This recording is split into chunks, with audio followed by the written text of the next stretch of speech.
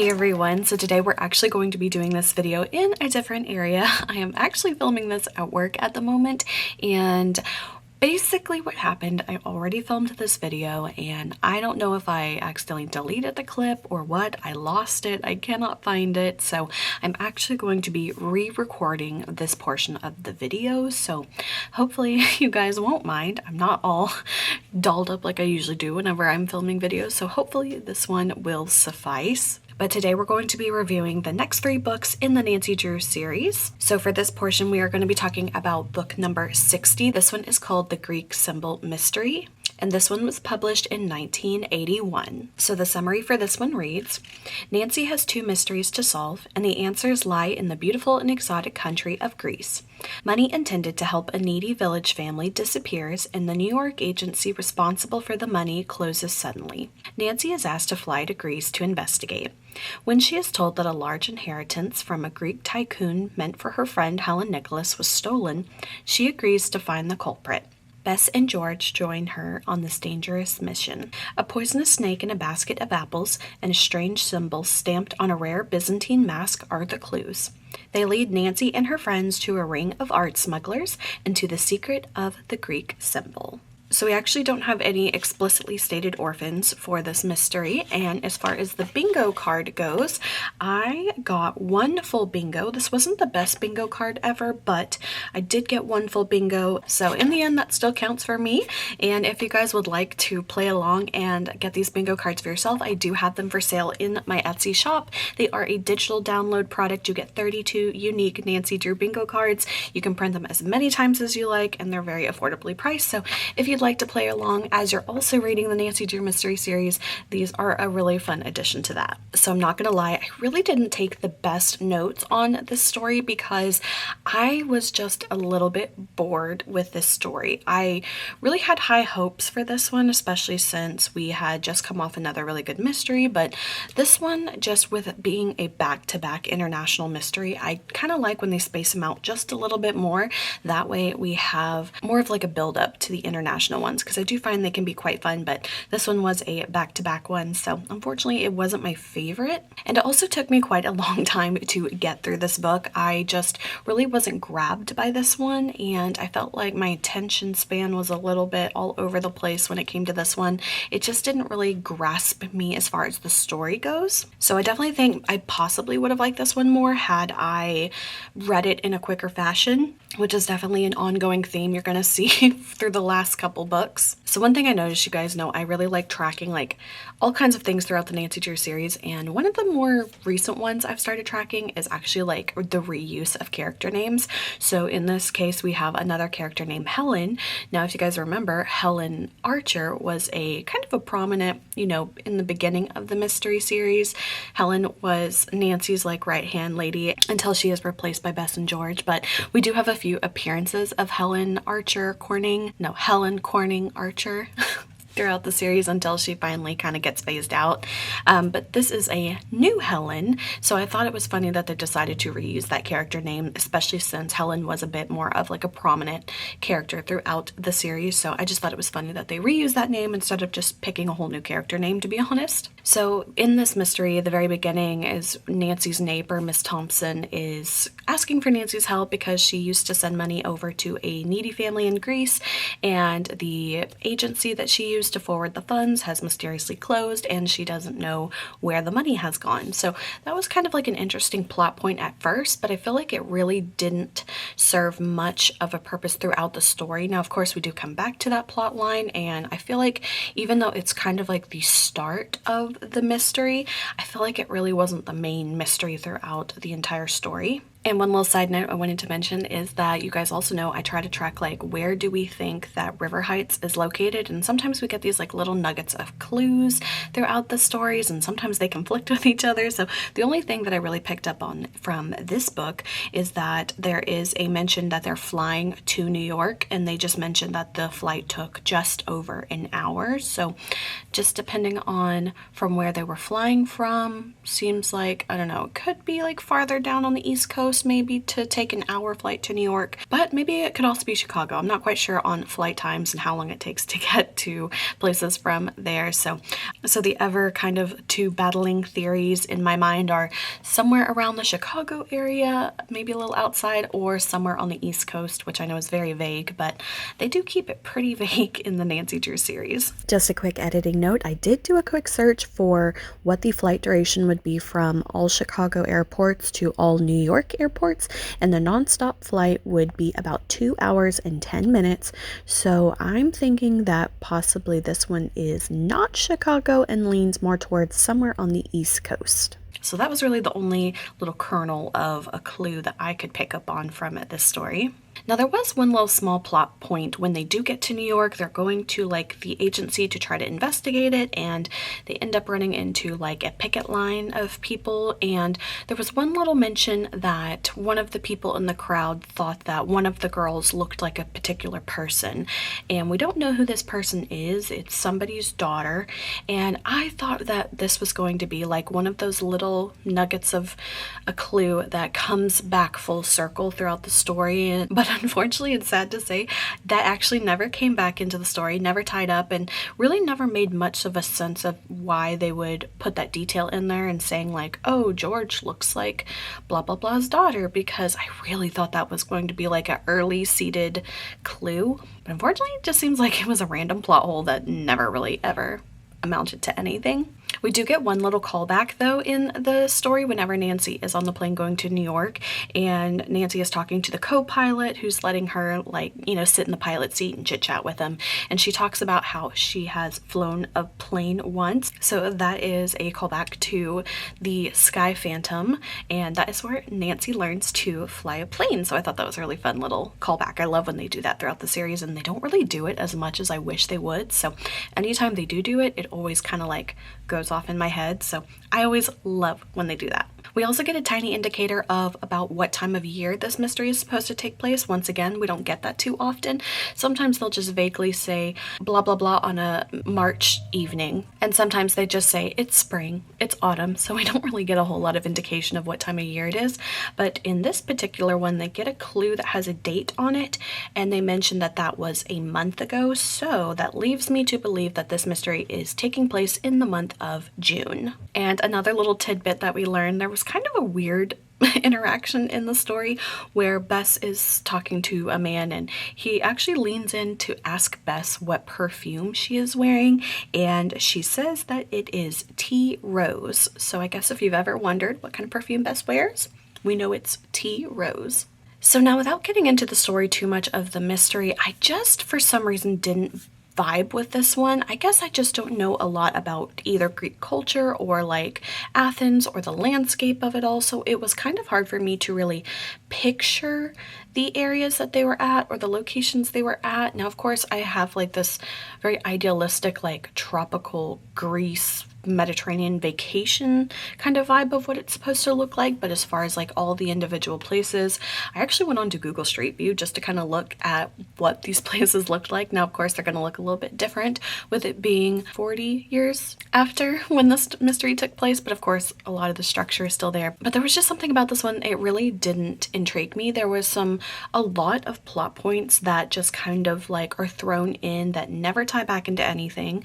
There's at one point the girls are getting on a boat, and then the boat is starting to like exit the port, and they start freaking out, and I thought, oh well, maybe this is going to tie into something, but it really didn't. It was kind of just like a cliffhanger thrown in there for like no reason and didn't actually like affect anything or tie into anything. So I kind of feel like sometimes they do stuff like that just to either fill pages or create an end of chapter cliffhanger, but it sometimes just comes off as lazy writing, and I really felt like they did that a lot in this mystery. And another thing I feel like they didn't really do a very good job at was describing the main plot of the mystery, but I feel like they never fully explained it other other than in the summary itself. So if you had not read the little summary of what was going on, I feel like they just didn't describe like the whole looking for the missing person and the inheritance type of angle that was really kind of more of the crux of the story. They just in my opinion, they did not flesh that out well enough or explain it enough. So midway through the book, I'm kind of like, okay, what is really going on here? Like, what is the purpose that we're looking for? What is the end goal we're trying to achieve here? And overall, I just felt like the two mysteries, of course, they do tie in together, but again, I just feel like it wasn't like a very well thought out weaving of the two stories, and it was just kind of like a really lazy thrown together kind of plot point. So once again, I just feel like this one just really wasn't for me. A lot of times though, it also seemed like things were pretty rushed, because I counted on one page there was like 3 different location shifts, and it just kind of seems like they were bopping all around Greece. It just kind of felt like they were really just going all over the place. There's also a point where they go to Corfu. It just kind of seemed like a whole lot of like ping-ponging around. So in the end, especially coming off of like a really good mystery, I think, from The Secret of the Old Lace, I really enjoyed that one. This one just really fell short coming on the tail of that story. So unfortunately, I only ranked this one 2 stars. This is definitely one I feel like maybe in the future I could go back and reread, and if I read it quicker and then also kind of having a little bit of a memory to it, I would maybe enjoy the story just a little bit more. But as a first time read, this one just really didn't do it for me, and I kind of had high hopes for this one because I thought I would really like it, but I just felt like the whole mystery of it didn't come together quite as in an interesting way that I thought would have been more interesting to read about.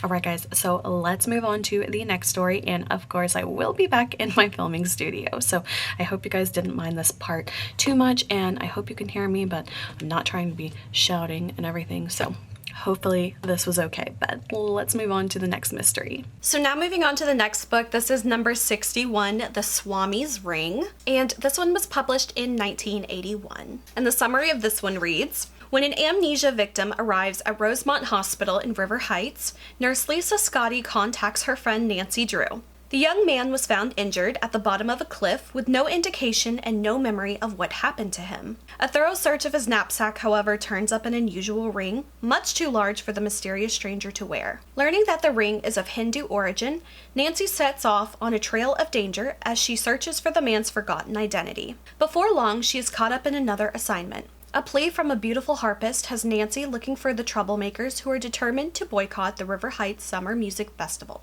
Nancy's discovery reveals an important connection between the hospital patient, the harpist, and enemies from abroad. So as far as my bingo for this card, I got so close to almost getting a full blackout. I needed 1, 2, 3, 4, 5, 6 more to get an entire blackout, which I've never gotten before on one of my Nancy Drew bingo cards. And I was so close to a 4-corner bingo as well. I needed 1 to get 4 corners. And I needed 3 to get an X shape. So I also did get 1 5 across bingo, which was awesome. So this actually ended up being a really good card for this mystery. And we do not have any orphans in this story. So in this mystery, Nancy ends up volunteering quite a bit at the local hospital. So she's such a goody two-shoes and does her good deeds. And like the summary mentioned, she ends up coming across an amnesia patient that her friend is taking care of, and she calls her in to help her solve the mystery. And I have to admit, I really did not take very good notes on this book at all, because it actually took me about 3 weeks to get through this book. I just really wasn't that interested in the book. Like the first few chapters really had me going, and then it just really fizzled out quickly, and it just didn't hold my interest, and it was kind of one of those books that I had to kind of like struggle through. So unfortunately, I did not take very good notes at all, and I really only got to read this book through like little spurts. I didn't really even get to read like full chapters at the time. Like it would literally be like a 5-minute here, 6 minutes here, maybe 10 minutes here if I was lucky. So I really feel like, honestly, my attention span kind of struggled through reading this book just because I didn't have a lot of time to commit to sitting down and reading it. I really think if I had read it in a quicker fashion, I would have enjoyed it a little bit more, but still overall my thoughts on the book as far as like the plot line goes. So as always, we have like an A plot, B plot situation, which we definitely have here. But in this case, I really feel like the two mysteries really don't intertwine, with the exception of one teeny tiny like most threadbare thread you've ever seen that ties the two cases together, but we actually have two separate villains, I guess, or villain groups, I guess you can call it. And I kept wondering, okay, how is the B plot going to tie into the A plot? And it's just really so thin that it really almost doesn't even feel like they're connected at all, with like one teeny tiny minor detail that honestly still doesn't really tie it in that much. Kind of is just like a coincidental circumstance. This is also another one of those cases where we have a lot of villains or aliases for villains, and it was another case that was so hard for me to keep track of who was who, and especially when you have aliases in that and when you don't really get very much descriptions of the characters.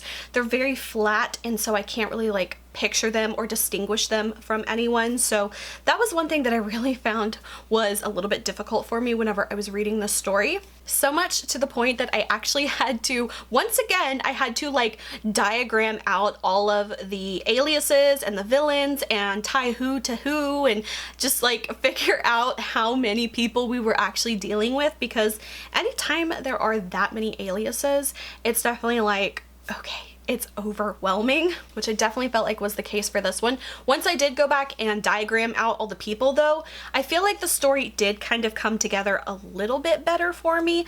But before I had done that, when I finished the book, I read the ending, you know, you always get the nice little tie up at the end villain speech where they really kind of spell it all out for you. I was still sitting there reading it like, I have no idea what this book is about. So of course Nancy's trying to figure out the identity of this man, and there really is just like so many moving parts, and even some that I just feel like in the end didn't really add that much to the story. And we also have several little like side plots, so it's almost kind of like we've got like 4 mysteries all in one, and not even in like a really intentional kind of way. We also have a lot of foreign names in this book, which was also another hard thing to kind of keep track of, who was who was who was who was who. And then finally I was able to kind of figure out, okay, the person who I thought was a villain actually wasn't a villain. So in the end, it was just a little bit too many like wires crossed for me, and I think that if I had read it in a quicker fashion, I probably would have not had as much of a hard time with it. I really didn't even have that many notes, but I really felt like Nancy didn't really feel very Nancy in this mystery, and I felt like she was a little bit more snippy at times whenever she would talk with Ned. In several books before, we've had Ned where he's a little bit more of like, can get jealous if there's like another guy in the picture, and I definitely feel like he was very whiny in this book. I feel like Nancy was a little like reactive at times in the story, so she would kind of get snippy with Ned. And then there was another point how like Carson Drew was involved with the B plot mystery, but I never quite understood the reasoning behind people being upset with Carson Drew. If you're familiar with the story, I'm trying to keep it vague to not ruin it, but it has to do with a musical theater troupe who was originally going to be performing in a local town, but then they end up dropping that town to come play at River Heights, so that causes a little bit of bad blood between the two communities. So Carson ends up kind of getting, I guess, blamed for that, but I don't really quite see the correlation or the reason why he would be blamed. So that was one kind of point that I felt like never really made that much sense to me from the get-go, even like all spelled out. And when you figure out the mystery, I'm still like, well, why was everyone mad at him? Like, that just kind of didn't really have that much of a backbone in my opinion. And I feel like there was a lot more frustrating plot points in this one that are supposed to be like, oh no, someone lost something, or oh no, someone left when they shouldn't have, which caused more problems down the line. And I felt like so many of these like inconveniences were so easily avoidable, but they had to be in there to, I guess, move the story along. But I felt like a lot of the characters just didn't seem like themselves. Like Nancy gives very specific instructions to Hannah and she just blatantly disregards that, which causes a problem. So anyway, when you finally kind of figure out what's going on with the B plot as far as like the villain for that, I just kind of feel like it was so random. And honestly, I almost feel like the B plot would have made a much better A plot. I find that happens quite a lot.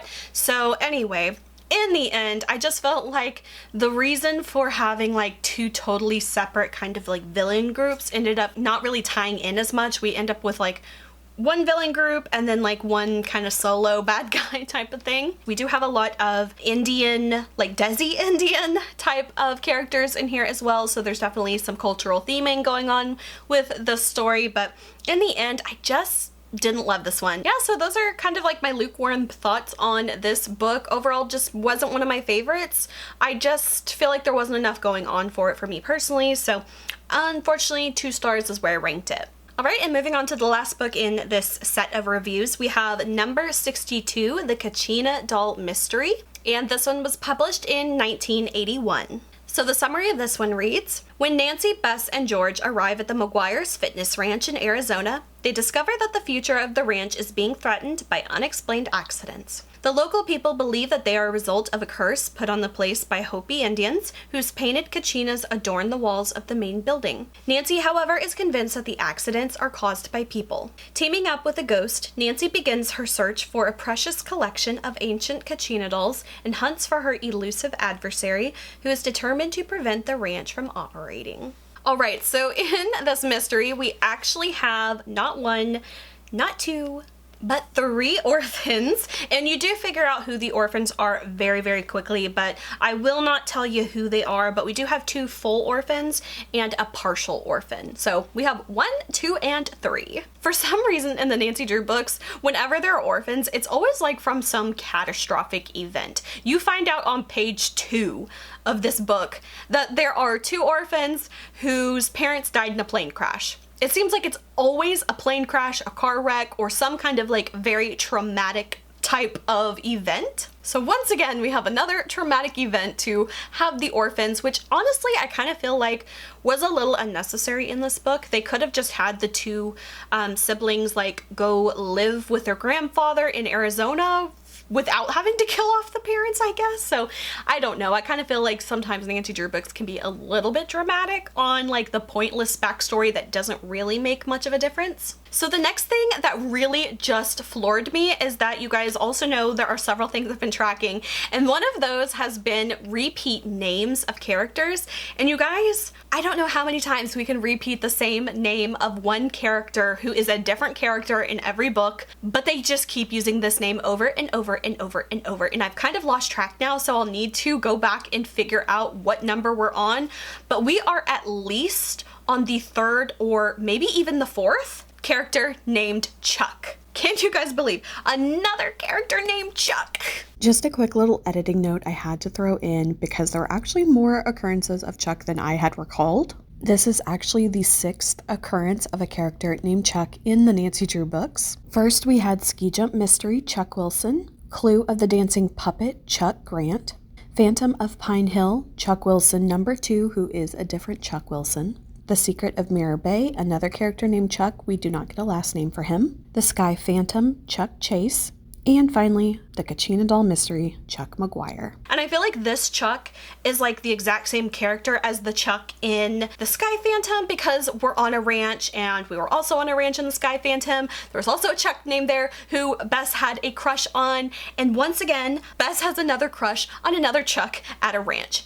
I mean, how many times can we keep playing this over and over? And if you guys recall, this is actually our 3rd time going to Arizona in the Nancy Drew books.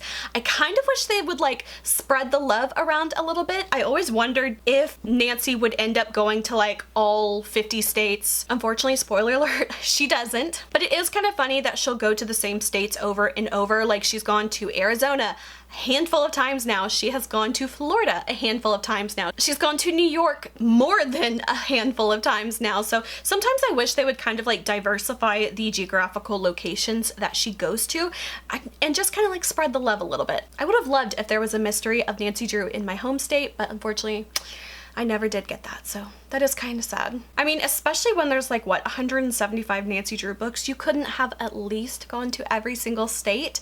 I kind of feel like that is one big flaw of the Nancy Drew series, but unfortunately, they didn't ask for my opinion. So anyway, we are in springtime whenever Nancy's mystery takes place as she goes to Arizona. And this ranch is actually in another real world location, so it says that it is east of Phoenix, and they actually say that the ranch is near Apache Junction, Arizona. So I always like when there's like a real world location in there. It just kind of helps me like figure out what the place looks like. So I really appreciate that. And another name that we have seen countless times through the Nancy Drew series. This one's probably the most reused name, and it is some form of Joe or Joseph. So once again, we have another character named Joe. Oh, and one really big point I forgot to mention, I actually read this entire book in one sitting.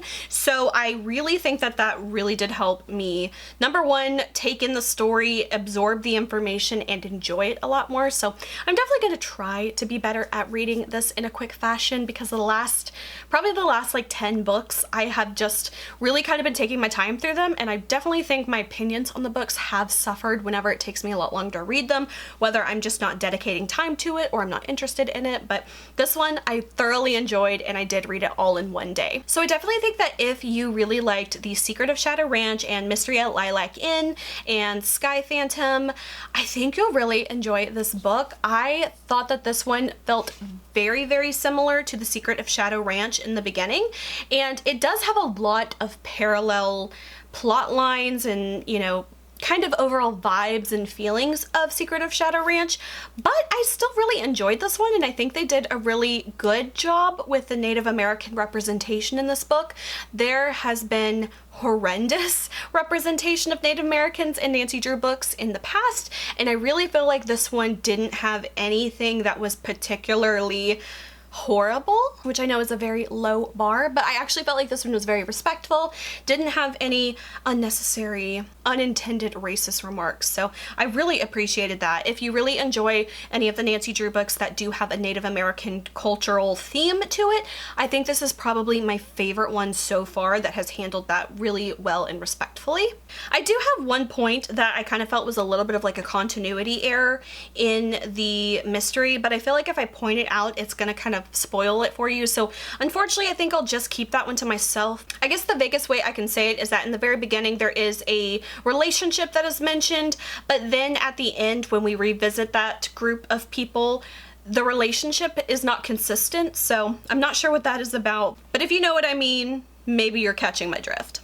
One of the other things that I really did like about this book is we do have another character who is kind of like a scapegoat character, where they kind of get blamed for a lot of things and you're not quite sure, okay, are they responsible for this? Are they not?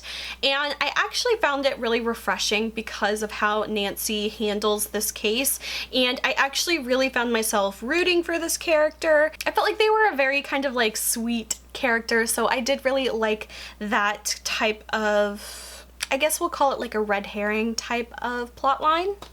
Oh, and another minor point that I really appreciated in this one is I like that, minor spoiler alert, we do not have an appearance of Ned, Bert, and Dave, and I'm actually kind of glad, and they mention that, you know, oh, they won't be joining us because of blah blah blah blah blah. And I actually appreciate that they didn't just like fly them across the country for like a one-day stay for no reason, where they accomplish nothing and they contribute nothing. I kind of find those little plot lines very annoying, where they include the guys for absolutely no reason.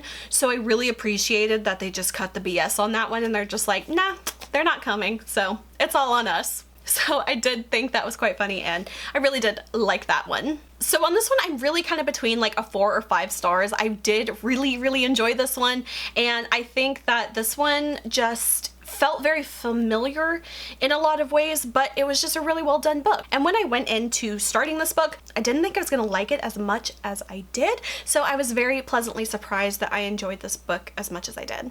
Oh, and I forgot to talk about the bingo card. So this one I didn't do as hot on the bingo card. Now I am near like the end of like the printables that I have. So instead of like printing out a whole new set, I have just been using what I have, and then once I finish this up, I will print me a new set. So once again, the bingo cards, like I said, I didn't do as hot on this one. I didn't get a full bingo at all, but I did get one near bingo. I needed one more on this one, but sometimes you win them and sometimes you lose. And of course, once again, if you'd like to play along and play bingo while you are reading the Nancy Drew series, I do have these for sale on my Etsy page. They are printable, so you can instantly download them and print them at home. I will have a link to these in the description if you're interested in them. They're very affordable as well. You get 32 unique Nancy Drew bingo cards. You can print as many as you want, and I'm thinking about making a volume 2 very soon. Alright guys, so those are my thoughts on this last batch of Nancy Drew books. I have to say I am really trying to get back into like the really dedicated reading of these books. You guys know I took the summer off, and since coming back to reading the books, I have just found myself kind of like not as, what's the word, dedicated to reading them. So I'm going to hopefully on this next batch be a little bit better at that and really try to read these in a quicker fashion, because I just know when I read them and draw them out for as long as I did for some of these ones, it really makes my enjoyment of the book suffer, just because I'm not remembering plot lines as well. It's not clearly defined in my mind. So that is one of my goals for the next one, but I really hope you guys have enjoyed this video. If you did, please like and subscribe. You can follow me on Instagram and TikTok. Links are below. And until my next video, I will talk to you guys later. Bye.